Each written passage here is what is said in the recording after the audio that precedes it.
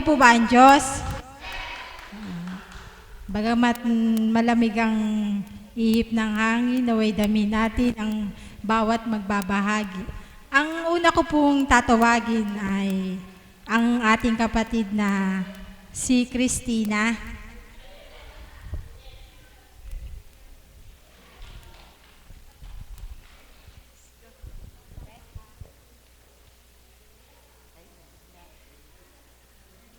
Magandang umaga po sa gabing ito. Ano ba sasabihin ko? Magpapasalamat po ako sa nung bago mag-anniversary na hiniling ko na yung anak ko mabisaan. Napagbigyan naman po ako, nabisaan naman po. Kaya nagpapasalamat po ako at nagkaroon ako ng magandang biyaya. At saka po, nagpapasalamat din ako na na-hospital yung mister ko sa Sagrada nakalabas na po, okay na. Ano pa ba sasabihin ko? Wala na akong masabi. Hindi ko, nabigla kasi ako. Maraming salamat po. Magandang gabi po sa inyo lahat. Wala na po ako sabihin. Maraming salamat po, ate. Talaga pong ama ay masurpresa. Talagang sinusurpresa ka po niya. Bagamat pahapiaw lang po yung nasabi nyo, subalit nandun po yung papurit pasasalamat nyo sa ama sa mga biyaya at pagpapalang kaloob niya sa inyo. Naway manatili po kayo maging matatag. Ang susunod po nating magbabahagi ay ang ating kapatid na si Nancy.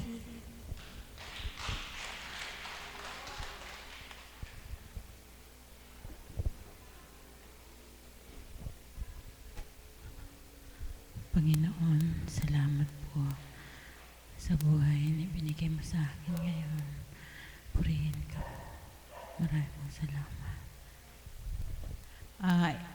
Isang mapagpalang umaga sa ating lahat sa gabing ito.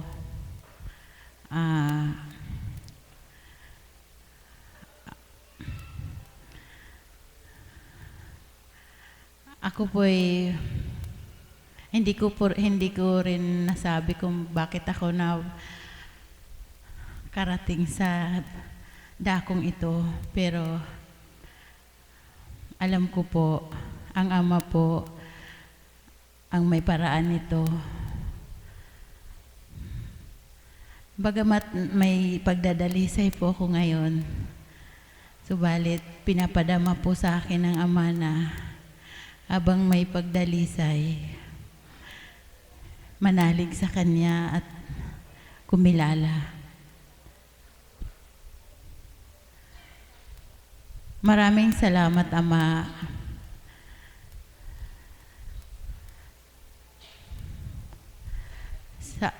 Sa aking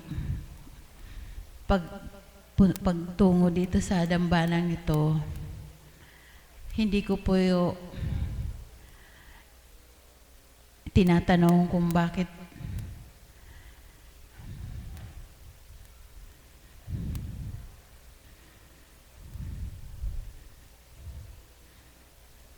sa karamdaman ko po, nakarating po ako dito sa dambana.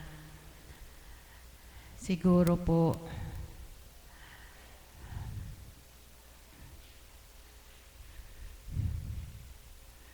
pinababatid lang niya po sa akin.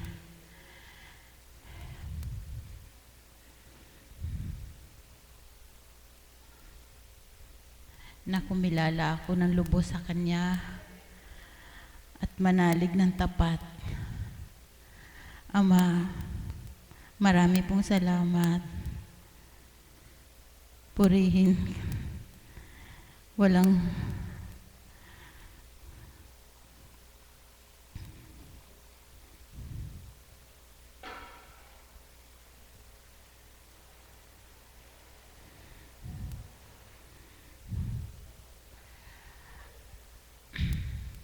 papurit pa sa salamat, Ama, kung bakit ako nakarating dito. Yun lang po. Salamat po. Salamat, kapatid. niloob ng Ama na iko'y makarating sa dakong ito upang ipakita niya sa iyo ang kanyang kahiwagaan. Basta't manalig ka lang, magtiwala sa Ama. Sa bawat araw, ang Ama'y may magagawa. Ang bawat araw ay mahiwaga. Kaya patuloy po tayong manalig sa Kanya. Ang tinuturan po ng Banal na Espiritu sa katauhan po ng ating mahal na Apo Conching, atin po siyang namnamin sa bawat araw na ating pagtungo dito. Ang susunod po nating mag-aalay po ng isang awit, nais ko pong tawagin ang Nanay Mirna.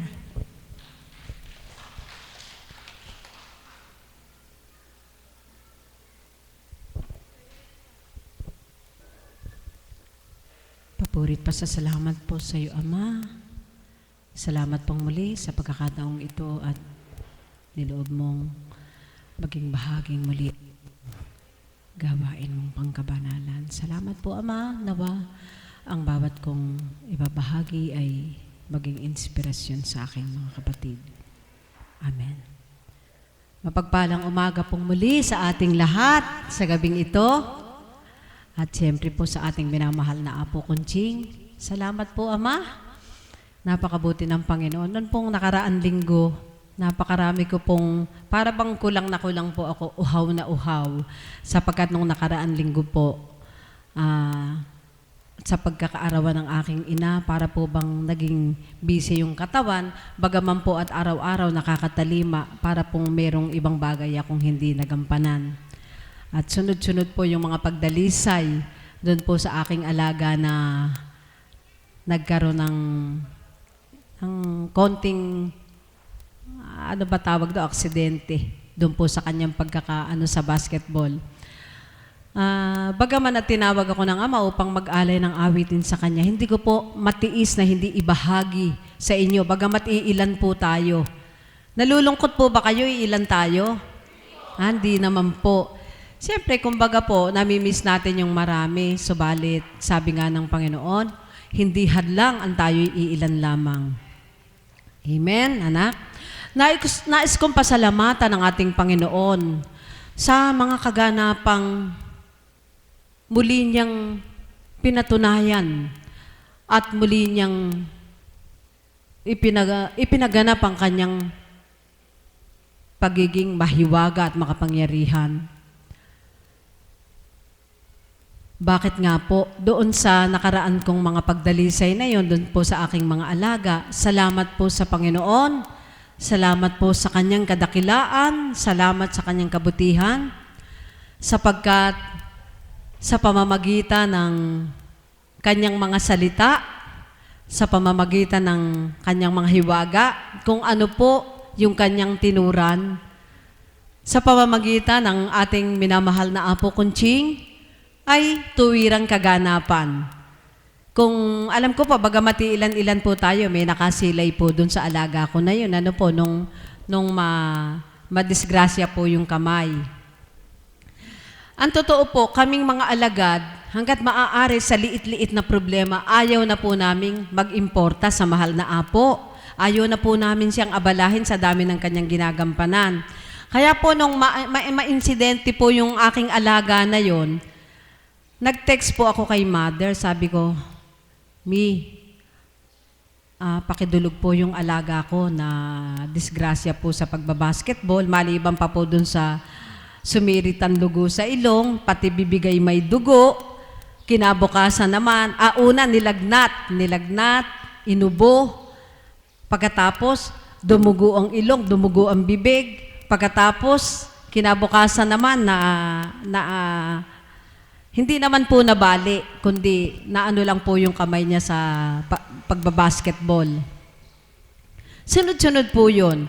At kung kailan naman po may mga aberyang ganon, at saka naman po maraming mga lakad na sa kalooban ng Amay, may mga misyon. Subalit, napakabuti ng Diyos, hindi niya ipinahintulot na maging hadlang yon, yung mga pagdalisay na yon, kundi bagkus, pinanaligan ko na sa pagtalima ko o sa pagtalima natin, ay doon niya pakikita yung kanyang hiwaga.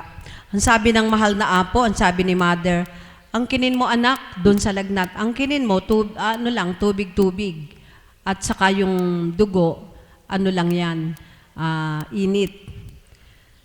Subalit, gusto ko pong aminin sa inyo bilang isang anak ng Diyos, nung pong dumugo yung ilong ng alaga ko, kasi po, paggising ng umaga, talaga pong lumabas sa akin, sahod-sahod po niya yung ilong niya, at saka po yung bibigay punong-puno ng dudura daw po siya. Nung idura po, napakaraming dugo. Hindi naman po ako nanghina, wala naman akong pangamba, relax po ako, ginagawa ko yung marapat kong tupdin. Maliban po dun sa isang pagpapakatotoo na parang siguro hindi ko alam kung iyon ay pinahintulot ba sa akin na sa halip na maligamgam na tubig ang magamit kong idampi sa noo, kasi sa dating buhay natin, di po ba, pag ganon, yung mga yelo nilalagay. Inudyok po sa puso kong tumawag sa mahal na Apo at purihin ng Diyos. Sabi ko po, bagamat ayaw ko na nga pong abalahin ng mahal na Apo o importahin, ang sabi ko sa sarili ko'y ganito, Ama, kung hindi ako lubhang makakaabala sa mahal na Apo, loloobin niyo po na makontak ko siya. Subalit isang dial nga lamang po ay sumagot ang mahal na Apo. At sabi ko po, mahal na Apo, mapagpalang umaga po. Wala po akong kaba, wala po akong takot. Dudulog lamang po ako na isama niyo po sa dulog ang alaga ko. Ganon. Bla bla yung sinabi ko na po kung ano yung kaganapan. Ito lang po yung tinuran niya, kung ano yung marapat kong tupdid, ginawa ko po. At ang sabi po niya sa akin, huwag kang mabahala. Bago matapos ang 9 na araw, makakadiretso yung kamay niya at magaling na siya. Palakpakan po natin ang Panginoong Diyos na buhay. Ngayon po, wala na, parang wala pong nangyari. Yung pong alaga ko na yun, simula sa pasimula, ay siyang naging pagdalisay sa akin. At bilang pagpapakatotoo, mga kapatid, tayong lahat ay may kahinaan. Sabi ko nga po, kung hindi sa Panginoon at sa paggamit niya sa katauhan ng mahal na Apo na sa tuwin ay nagpapalakas ng loob ko, mahalin mo siya. Mahalin mo yung alaga mo na yan. Sabi ko nga mga kapatid, parang hindi ko na mamamahal. Kakaiba po, pag nagagalit nga, pag sinabi ko, Diyos ko anak, mamamatay ako sa'yo, di mamatay ka. Yung pong mga ganon. Subalit, sa bawat pag-usad ng araw, habang ako'y pinahihintulutan ng pagdalisay sa alaga ko na yon, naramdaman ko na para palang parang, yun nga po, parang pangkaraniwan na lang, na parang tumitiim na lang sa isip ko yung salitang, mahalin mo siya kapatid. Balang araw siya yung magmamahal sa'yo. Purihin ng Diyos. Galak po sa puso kong ibahagi. Ngayon, nararamdaman ko po na kung paano yung nanay ko, dati galit na galit sa kasutilan ng alaga ko. Ngayon po'y ramdam na ramdam ko yung pagmamahal ng lola niya sa kanya. At yun lamang naman po yung hinihiling ko. Sa kabila ng kasutilan ng mga alaga ko, patuloy ko silang mahalin, patuloy ko silang alagaan ng naaayon sa kalooban ng Ama, at higit sa lahat, ang nanay ko ay matutunan niyang mahalin yung mga alaga ko. Di po ba yung minsan pag may ganitong, ayoko pong ihalimbawa yung matatanda kasi po ako, hindi pa naman ganong katanda, pero nararanasan ko po yung parang nababagot. Yun lang pong hinihiling ko na lagi kong maramdaman sa sarili ko na ito ay binigay ng Diyos sa akin. At salamat po sa ating mahal na Apo na sa tuwina ay siyang nagpapaalala, siyang nagpapabatid sa damdamin mo kung ano yung dapat mong tupdin. Kasi pag bilang katauhan ka at hindi mo naramdaman yung kalooban ng Diyos at ikaw ay may mga pagdalisay na parang ikaw ay nilalabanan, maraming bagay, di po ba? Kaya walang tutulong talaga sa atin, kundi ang Panginoon. Wala po. Na madalas binabahagi ito ni Mother o sa pamamagitan ng mahal na Apo, hindi nga po tuwirang bumababa ang Panginoon sa ating tabi at sasabihin sa ating ganun at ganito, lalo na kung hindi pa nabubuksan yung ating pandama. Amen po ba? Kundi sa pamamagitan ng paggamit niya sa ating mahal na Apo. Sa totoo lang, batid ko po ito na sabi nga ng mahal na Apo, hindi niya rin parang madalas sinasabi niya na huwag daw pong laging binabanggit yung sa kinalugdan, ayaw po niya yon. Subalit, kapag galak ang puso mo, yun yung udyok sa puso, hindi mo po mapigilan na pasalamatan. Amen po ba? hindi mo mapigilan. Kasi kung di dahil sa kanyang pagtupad, hindi talaga, ako sa sarili ko, hindi ko po alam. Subalit ito, madalas kang marinig kay Mother, na kung hindi sa ganong kaukulan at kalooban ng Ama, paanong magiging ganito ang damdamin mo? Lalo na po ako, yung pagdulog ko sa Panginoon na yung pagtitimpi ay patuloy na niyang ipagkaloob sa akin. Kaya po, mga kapatid, ito po yung mga napagtatanto ko sa buhay ko, sabi ko, dapat nga talaga makontento na tayo kung anong meron tayo. Kasi hindi lang po sa pamilya ko yung talagang pamilya ko na kapatid o tunay na pamangkin, pati po yung mga pamangkin ko sa mga pinsan, mga apo sa pinsan, kahit sinong magkaroon ng karamdaman, may laso sa bibig, hindi ko na po tinatawagan ng mahal na apo, kundi kung minsan po, sasabihin ko sa anak ko na Melissa, pakitext mo sa mahal na apo, itong pangalang ito. At aangkinin ko na po yun, kung minsan sasabihin ng mahal na apo, ay ganun ba? Pagkaraan ng 3 araw, wala nang laso. Kahit na sino po sa mga pamangkin o apo na may mga karamdamang eka nga po kung magtitiwala tayo sa Diyos, talagang patutunayan po niyang siya'y mahiwaga. Napakarami po sa bawat araw. Kaya sabi ko nga kung minsan, nakakahiya na pong humiling sa Diyos. Kung hindi masasabi po talaga natin kung ano na lang yung kalooban niya, siyang maghari. Kagaya po ito yung nagagana po na to sa atin na bakit nga ba hindi tayo masaya kapag hindi tayo nakatungo sa dakong ito? Ano po? Para po bang pakiramdam natin? Napakapalad natin. Sapagkat sa bawat araw, napakaraming sorpresa ng Panginoon. Kagaya po nung 1 linggo, para po talagang nakulangan ako. Ngayon, damandama ko po sa araw na to mula kaninang umaga, niloob ng Diyos na maging bahagi ako ng gawain. Kaya po muli, mga kapatid, palakpakan po natin ang Panginoong Diyos sa mga hiwagang ipinagkakaloob po niya sa ating lahat. Kaya po ngayon, nais ko po muling awitan ng ating Panginoon ng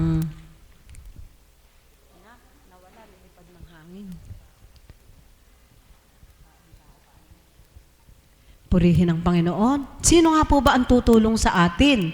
Sino po ba? Ang atin po bang kabiyak ng puso? Ang atin po bang ang pinakamin po na tutulong sa atin ay ang ating Panginoon? Amen? Nasa pamamagitan ng paggamit ng Panginoon ng mga anghel. Yan. Diyan po papaloob yung kailangan natin ng ating kapwa-tao. Sapagkat, di po ba, doon po pinadadaloy ng Diyos minsan yung mga anghel natin, di po ba, sa ating mga kapwa-tao. Kaya, siya rin ang ating tunay na kaibigan. Kaya po ang awiting ito, namnamin po ninyo, pakapakinggan po ninyo, tila po ba ang ating Panginoon ang umaawit sa atin? Amen po ba? Salamat po.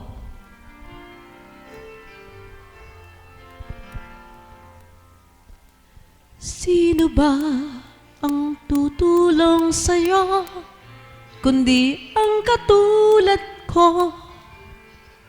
Kaibigan mo ako, sa akin mo sabihin ang problema mo, at magtiwala ka, di ka mabibigo. Kasama mo ako sa hirap at ginhawa, at may kasama ka sa iyong pagdurusa. Kapag nasaktan ka ay huwag kang susuko, kahit may takot ka ay huwag kang magtago. Di ka nag-iisa, kasama mo ko. Tawagin mo lamang, di ka mabibigo. Kaibigan kita, kaibigan tuwina Sino ba ang tutulong sa'yo kundi ang katulad ko? Kaibigan mo ako. Ngayong nalaman mo na may kasama ka, hinding-hindi kailan pa man mag-iisa. Kasama mo ko sa hirap at ginhawa, at may karamay ka sa iyong pagdurusa. Kaibigan kita, kaibigan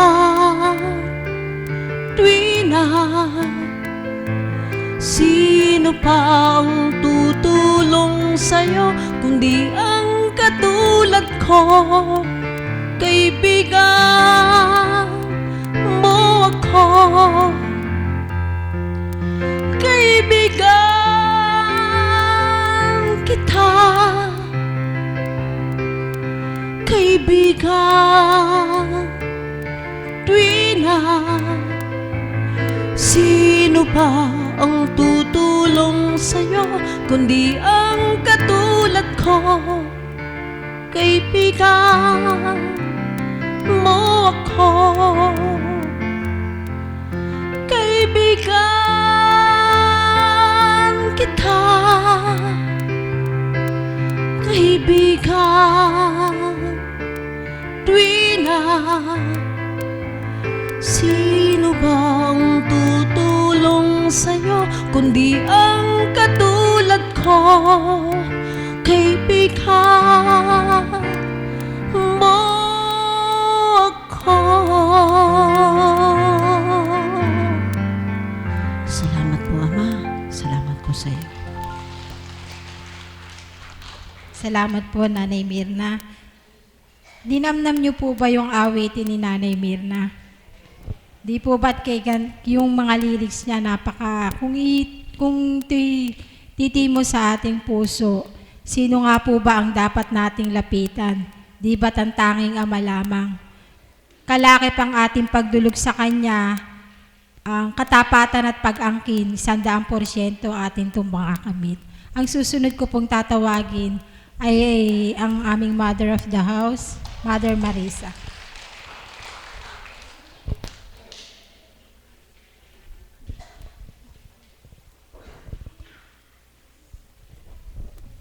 Salamat po, Ama. Muli sa gabing ito ay pinahintulot mo upang maghayag ng kagandahang loob na iyong kabutihan na sa bawat araw ay iyong pinadarama sa pamamagitan ng iyong kinalugdan ng aming mahal na Apo Conching na sa amin ay binahagi mo. Nawa sa oras na ito, lahat ng mga anak mong inakay mo sa dakong ito ay ganap kang madama, di ka man masilayan, di ka man mahawakan, subalit sa kanilang puso, ikaw ay mananahan, na ikaw ay Diyos na buhay, tangi ikaw lamang, at wala nang iba na makapapantay. Amen. Buhay po ba ang Diyos? Purihin, purihin, dakilain ng ating Panginoon. Alam niyo po, habang nagbabahagi si Nanay Myrna, sabi ni Tita Cecil, wala na daw po magbabahagi. At sabi niya, gusto mo ba, Mother? Sabi ko, anong kalooban ng Ama? Habang nagbabahagi po siya tungkol sa mga bata, at nakita ko po yung mga bata, maging ang alaga ko bilang bata, nagnilay po ako. Bakit nga ba ang mga bata ngayon ang kukulit? Buhay po ba ang Diyos? Amen po ba yun? Samantalang nung panahon po namin, panahon siguro po ninyo, yung suwit lang po ng tatay, naririnig natin ng malayo, takot na tayo. Amen po ba yun? Naganap po sa akin noon na ako po ay sumali sa isang, yung parang tumbalata ba ang tawag sa Visayas, no? Sa Visayas, oo. Yung, tumba? Tumbang preso? Ayun po. Nung oras po na yun, ako po yung taya sa gitna. De habang nagtutudla po yung mga kasama po ng mga bata, ako po hindi ko po mahuli. Madalas na ako po ang nasa gitna. So sa oras ng alas 6, bago mag alas 6, gaganito na po yung tatay namin. Shhh! Naku po, nanginginig ako, hindi ako makaiwas, ako po yung taya. Amen po ba yun? Ako yung taya. Kaya, pagdating sa bahay at hindi ka umabot doon sa pagtawag niya sa'yo, sigurado sinturon ka agad. Alam niyo po ba ngayon? Bakit po nararanasan ng mga lingkod na parang uubusin ang pasensya? Amen po ba yun? Alam niyo po ang sagot ng anak ko? Taka ka pa, mama. Magtaka ka pa. Ang mga bata ngayon, ang dami na nilang alam dahil sa mga tablet, yung mga binibili na mga gadgets. 2 years old pa lang, alam na nila kung ano yung dapat gawin. Kaya kapag sinabi mo, dahil nauna nilang nakita, yun ibinabalik sa yung ganti. Buhay pa ba ang Diyos? Napagnilay niyo po ba yun? Wala na silang takot. Wala na silang takot. At talaga pong, ang kahibahan naman po, ang mabuti pa ang mga bata po noon, kagaya po natin, na parang matibay ang katawan natin, ano po? Ngayon sila wala ng exercise. Bakit? Nakatutok sa TV, nakahawak ng gadgets, wala sila exercise. Kaya mga bata pa lang ngayon, may mga cancer na. Buhay pa ba ang Diyos? Amen po ba yun? Bakit ito po yung nabahagi ko? Ito po, salamat sa Ama. May isang apo kunching. Kanina po, talaga pong, ang pagtitimpi ko'y sinubok ng Panginoon eh. Umiiyak po dyan. Dekarga ko. So yinayakap ko na mahigpit, pinadama ko po yung pag-ibig ko sa kanya at binubulungan ko, anak, nagmimensaheng badal na Espiritu. So laglo nagngangawa na ngayon lang po niya ginawa. Naku po, talagang parang gusto ko nang kagatin yung tenga. Ay lalo magngangawa, ano po, anak, huwag ka na maingay, please, please. Hanggang tumigil pa ang banal na Espiritu. Mas malakas pa po ang tinig niya sa banal na Espiritu. Kaya dilang tumigil at paakyatin na ano po. Hanggang inaakyat, hindi pa rin kumuha ko ng tsinelas. Sabi ko, Ama, sa kalooban mo, alam kong si kalaban ito eh. Sabi ko, gano'n ano po. So isang matindi. Sabi ko, Ama, patawarin mo ako. Pak! O, tumigil siya. Buhay po ba ang Diyos? Amen po ba yun? Kaya, alam niyo po, salamat sa Ama, sapagkat may banal na Espiritu na tunay na buhay na ibinahagi po sa ating lahat. Naroon na po yung lawak ng pangunawa, naroon po nga po yung manakanaka, pagtitimpi, manakanaka. Sadya po talaga na maging ang mga bata ay gagamitin, maaring pasukin ni kalaban para matest kung ano yung sinasabi mong pagtitimpi. Amen po ba yun? Buhay po ba ang Diyos? Mga kapatid, yan po yung, sabi ko nga, na pagbubulay-bulay ko, na kapag mas madalas na mainit ang ulo ng tao, yun ang pahiwatig na malayo siya sa Diyos. Amen? Sige, magnilay po kayo. Na kapag ang nangingibabaw ay ang Panginoon, yung pagtitimpi mo, naho-hold mo eh. Amen? Dahil alam mo na ang Diyos ay sumasayo. So balik kapag nasa pagkatao ka at 30% lang yung espiritu sa katawan mo, sadya pong sumisingkal ang katauhan at sadyang hindi ka makapagtitimpi. Buhay po ba ang Diyos? Alam ko po nagaganap ito sa inyo. Ano po? Na sabi ko nga, doon ko nakita ang pagkakaiba. Mas malakas pala makapangit kapag malayo sa Diyos. Buhay po ba ang Diyos? Amen po ba yun? Totoo po yun. Bakit? Ayan po yung makukulit. Hindi ka naman titigilan eh. Ngunit, yung kasalanan na alam natin na makukulit sila, hindi mo masasabing kasalanan kasi wala silang alam. Hindi nila sinasadya yung paggawa na magiging makulit. Pero kapag ikaw na malaki papatol, ikaw may kasalanan, bakit pa ba ang Diyos? Amen po ba yun? Alam niyo po, Ama, patawarin niyo po ako. Patawarin niyo po ako, patawarin niyo po ako. Sadya pong walang makababata kapag wala ang Panginoon sa puso ng bawat isa. Amen po ba yun? Buhay po ba ang Diyos? At yan po mga kapatid, ang natutunan ko po bawat araw, na bawat araw ay hindi tumitigil ang pagdalisay ng Diyos. Bawat araw mayroon siyang test sa'yo para ikaw mismong may katawan ay maramdaman mo kung umaangat yung pananalig at pananampalataya mo sa Diyos. Amen po ba yun? Buhay po ba ang Diyos? Hindi na kailangan gumamit ka pa ng ibang tao para matest yung natanggap mo sa Diyos. Mismo sa sarili mo, mararamdaman mo mararamdaman mo sa sarili mo kung yung ng rating mo kay God ay bumabagsak o pasang-awa pa. Amen? Buhay po ba ang Diyos? Kaya mga kapatid, alam niyo po, kagaya nga ng binahagi ko po sa mga kapatid ko sa taas, sa kabila po ng mga pagsubok, sadyang mahirap kontrolin ang gusto ng Diyos sa buhay mo. Kahit napakaraming pagsubok na alam mo na parang hindi mo kaya, subalit naroon nagsusumiksik sa isip at puso mo na kaya mo dahil siya ang gagawa, talaga pong doon mo masasambit na hindi kakayanin ng tao kung taong-tao lang ang bawat dumarating na pagsubok. Amen po ba yun?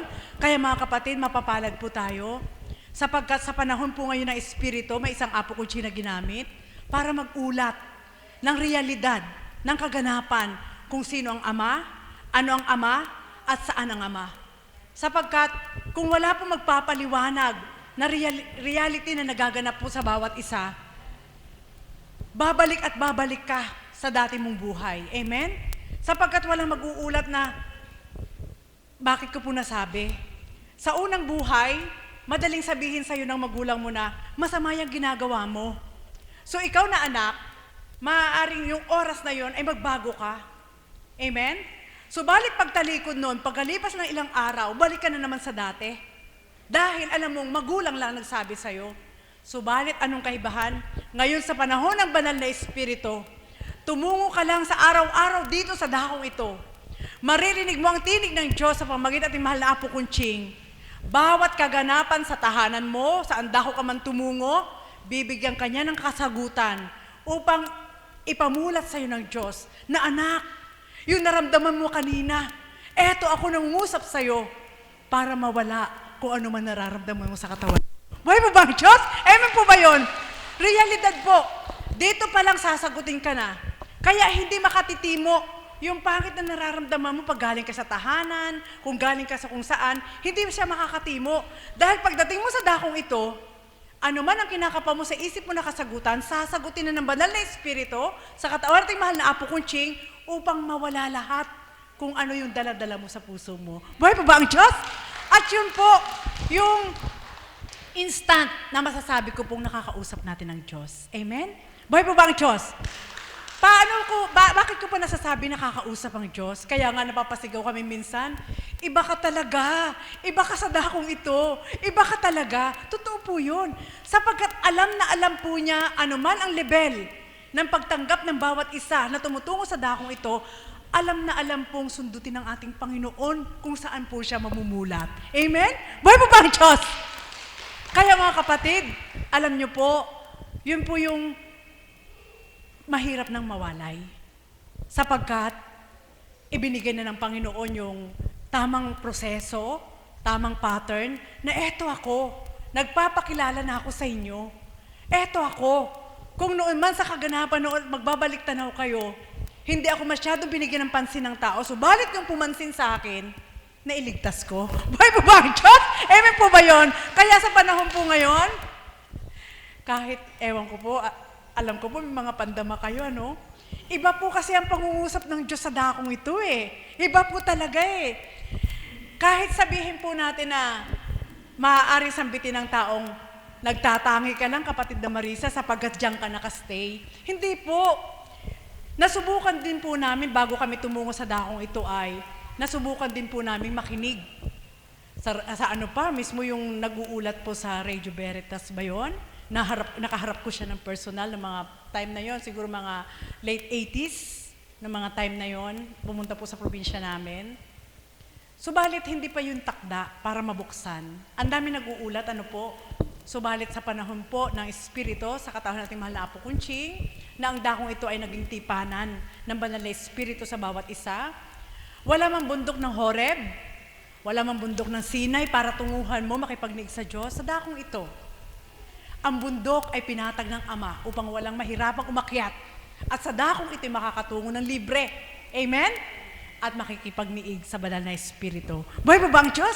Kaya sa bawat araw po, kung mimithiin lang po ng bawat isa na tumutungo sa dakong ito, Ang kasagutan ng Diyos sa dakong ito ay hindi lang mga material na bagay na kakamtin mo, kundi ang higit na ibinibigay po niyang kasagutan ay yung kamtin po siya ng buong buo, na anuman ang dumatal na pahintulot niyang test sa buhay ng bawat isa, ay mararamdaman mong huwag kang matakot, kasama mo ako. Buhay po ba ang Diyos?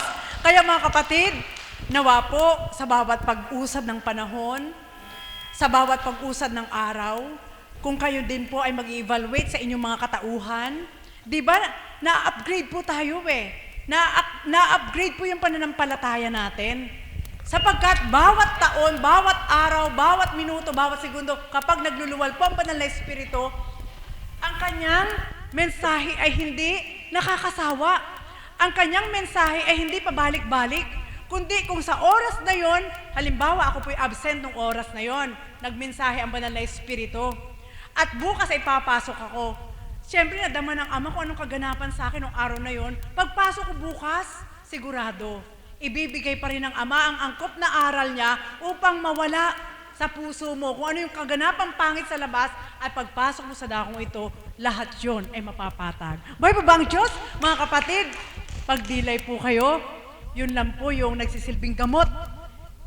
Bitamina baga, bitamina ng aming lupang katawan, na higit namin kailangan, sapagkat mas madali mag-penetrate mula ulo hanggang talampakan yung salita ng ating Panginoon.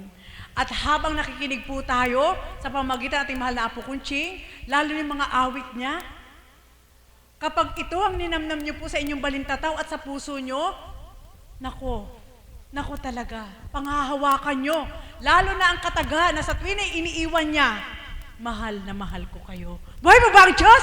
Kaya mga kapatid, nawa po, sabi ko nga, sadyang kakaiba, sapagkat kami po ay nagpapatotoo sa aming karanasan. Parang life testimony po ang sinasambit namin sa inyo. Hindi po kami nangangaral, kundi ang mahal na Apo Kunching sa oras na siya'y nakatindig sa pamamagitan ng banal na Espiritu, ibinibigay na po yung aral upang patutuhanan ng Ama na ang bawat nagpapatotoo sa gitnang ito ay kaganapan na realidad ng buhay at hindi haka-haka ng isip. Buhay po ba ang Diyos? Kaya mga kapatid, nawa po, damhin po natin, kamtin po natin, sapagkat sobrang nakakagalak na ikaw mismo, tayo mismo, ay makapagpapatotoo sa katotohanan ng Diyos na siya'y mabuti, may kagandahang kalooban, at makatutupad sa pinakamahirap din ng tao at may bibigay sa bawat araw sa ating buhay. Amen po ba yon? Kaya nawa po, ngayong Paskong ito, na muling paggunita ng pagsilang natin tagapagligtas, ang tunay na regalo na ipinagkaloob sa atin ay ang liwanag ng banal na Espiritu. May isang Apo Kunching na nagparaya, may pamilya na nagbigay sa kanya sa Diyos, may nagbata, at tayong lahat sa oras na ito ay alam kong nakatanggap na ng regalo. Kaya kung paano ang regalo na ito, hindi man natin nakikita na nakalagay sa isang kahon, subalit sa puso natin na nakasipi, araw-araw ay mapapahalagahan po natin. At ang regalo na ito hindi kukupas kailanpaman. At ang regalong ito, sa isang iglap ay maaari mong hugutin. Hindi para iprenda mo, kundi para magamit mo ano man ang kailangan mo. Buhay po ba ang Diyos? Sapagkat, gaya ng sinabi ko po kanina, pag gusto mo lang, tao. Subalit ang kailangan mo, ang Diyos ang nagbibigay. Sapagkat sa bawat araw na kailangan mo, doon pinatutuhanan ng Ama na wala siyang kulang kanino man. Muli, magandang umaga po sa gabing ito. Salamat po, Mother. Ang susunod po nating huling magbabahagi ay ang ating kapatid na si Tita Josie Tulfo.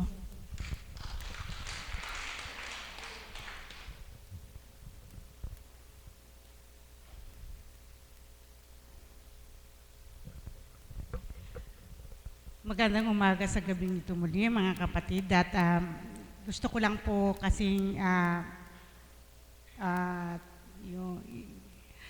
to get the opportunity na magpasalamat po sa lahat at sinasabi po natin yung year-end na sa taon. At ito lang maaari pong hindi na ako magkaroon ng pagkakataon pang magbahagi muli sapagkat busy na po tayo at ang ating bakasyon ay medyo mahaba at babalik na po tayo siguro mga January 2 at hanggang meron pa tayong 2 araw sa December. At alam nyo naman po ako na kung minsan dinutuloy-tuloy na po yun, baka hindi na ako makarating sa dami din po ng aking ano. So, ngayon po na nandito ako, I'm taking the opportunity to say maraming salamat kay Apo Kunching sa lahat po ng pagbibigay ng suporta sa akin sa mga panahon na ako po ay nagkaroon ng pagsubok na kung minsan ang pagsubok na kung minsan hindi mo makayanan pero nararamdaman po niya yun bigla na lang po siyang magme-message sa akin na ganito, kumusta ka na kapatid, namimiss na kita. Siyempre, pagka nagganun po si Apo ay kailangan ko na rin po akong magsabi kung ano po yung mga naging pagsubok ko. At ang isa po sa mga sinabi niya sa akin ay kahit gaano man kahaba-haba ang posisyon, sa altar pa rin ang tuloy, sabi niya. At yun po ay anong tawag yun, yung inangkin ko po yun at ang naghintay rin ako na kung gaano ba kahaba talaga yung prosesyon na yun. Pinagnilayan ko po kung hanggang Quiapo, hanggang Quezon City o doon hanggang sa Amerika o sa, hindi ko po alam ang haba ng prosesyon na yun. Ano po. Pero hindi po niya ibinigay ng ganong kahaba. Binigyan na lang po niya ako ng maikli na panahon upang ang pagsubok na yon ay mapunta na sa altar. Amen po ba yun? Palakpakan po natin ang Panginoon sa pagbibigay niya sa akin ng napakaikling panahon na paghihintay upang maganap ang aking hinihintay at minimithi at yun po ay napakaligaya ko po. At ito pong mata ko po rin doon, ang sabi po ni Apo na hindi ako mabubulag. So sabi, inangkin ko rin yon na hindi ako mabubulag. Kaya ito pa po ay 2 pa rin nakakita, malabo nga lang. Pero bakit ko po ito binabahagi? Sapagkat ipinatutuo ko lang po na si Apo Kunching ang hindi tao na nagsasabi kagaya ng mga ibang faith healer na marami siyang mga orasyon na niluloko ang tao. Pero siya po talagang totoo pong ginagamit siya ng spirito. Sapagkat kung kanina po nandirito kayo kaninang tanghali, nakita po ninyo na ang hindi tao ang nagsasalita sapagkat siya na mismo ang lumuhod dito. At talaga po sigurong nagkaroon ng manifestation galing kay Apo na nakita po talaga niya na hindi si Apo Kunching ang nagsasalita, kundi ang banal na espiritu ng Ama na siya ang nagbibigay ng mga mensahe sa atin. Napakapalad po natin at meron isang Apo Kunching na nagbibigay na walang sawa na nagbibigay sa atin. Kahit man sabihin na lang natin, meron pa rin siguro siyang mga gawain, pero inuuna po niya tayo. Kaya tayo naman, ano po rin ang gagawin natin? Unahin din natin ang Ama. Sapagkat ako naman po ay hindi ganon ka-perfect na sumusunod sa pagtalima sa Ama. Kaya lang alam ko po, alam ng Ama kahit wala po ako rito, sasabihin natin na hindi posible, wala siya rito. Pero alam ng Ama, dahil ang mga message ni Apo sa akin, alam din niya na ako po ay hindi nagsisinungaling na talaga pong namimiss ko po sa lugar na ito. Kung minsan may pagkakataon lamang na hindi ako makarating. Pero maraming salamat po, Apo Kunching, sa lahat ng suportang ibinigay mo sa akin at sa akin. Alam ko po sa lahat sa inyo ay may nagpapasalamat din po kayo. Subalit wala po kayong yung opportunity na magpasalamat sa kanya ng personal. Pero alam po ng banal na espiritu sa katauhan niya na nagpapasalamat din kayo na meron siya binigay ng ating Ama. Yun po ay pag-ibig ng Ama sa atin kung bakit niya ibinigay ang isang Apo Kunching sa atin. Amen po ba yun? Palakpakan po natin ang ating mahal, ang ating Ama na siya lahat ang kumikilos upang lahat tayo ay magkaroon ng pagkakataon na maghanapin ang daan patungo sa Kanya.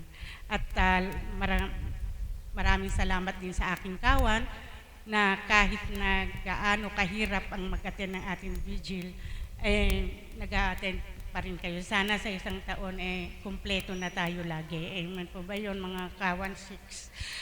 At maraming salamat din po kay Mami Marisa sa nung nasa Baguio po kami, nagpasalamat po ako sa kanya dahil sa buong buhay ko po. Ngayon lang po ako nagbakasyon na wala akong ginastos. Sa lahat po siyang gumastos dun sa Baguio. Sabi niya sa akin mahal na mahal kasi kita, anak, sabi niya. Biro mo ako po mula pagkabata hanggang nung lumaki na po ako, naging ganitong edad.